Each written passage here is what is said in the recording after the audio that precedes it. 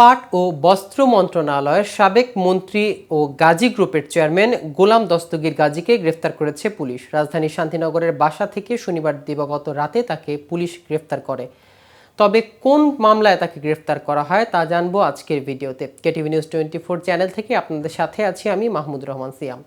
রবিবার সকালে পল্টন থানার ভারপ্রাপ্ত কর্মকর্তা ওসি মোল্লা মোহাম্মদ খলিল হোসেন বলেন, সাবেক পাটমন্ত্রীকে শান্তিনগরের একটি বাসা থেকে গ্রেফতার করা হয়েছে। গ্রেফতার এড়াতে সাবেক পাটমন্ত্রী তার সম্বন্ধীর বাসায় আত্মগোপনে ছিলেন।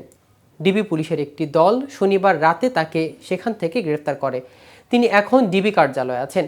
ছাত্র জনতার গণ অভ্যুত্থানে সন্ত্রাসীদের গুলিতে নবকিশলয় হাই স্কুলের 10ম শ্রেণীর ছাত্র রোমান মিয়া নিহতের ঘটনায় গত বুধবার নারায়ণগঞ্জের রূপগঞ্জ থানায় শেখ হাসিনা ও গাজী গোলাম দস্তগীর সহ 105 জনের নামে মামলা দেন রোমানের খালা রিনা।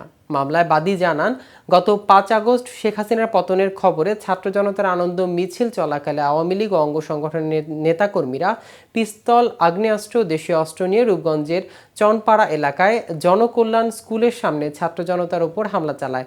এ সময় সন্ত্রাসীরা ছাত্র জনতাকে লক্ষ্য করে গুলি করে এবং ককটেল বিস্ফোরণ ঘটায়। এ সময় সন্ত্রাসীদের গুলিতে আহত হয় রোমান মিয়া। পরে স্থানীয়রা তাকে উদ্ধার করে পূর্বগ্রাম হাসপাতালে নিয়ে গেলে চিকিৎসক তাকে মৃত ঘোষণা করেন। দ্বাদশ জাতীয় সংসদ নির্বাচনে নারায়ণগঞ্জের রূপগঞ্জ 1 আসন থেকে আওয়ামী লীগের নৌকা প্রতীক নিয়ে এমপি নির্বাচিত হয়েছিলেন তিনি। তো ভিউয়ার্স, ভিডিওটি সম্পর্কে আপনাদের কোনো মতামত থাকলে আমাদের কমেন্ট করে জানাতে পারেন।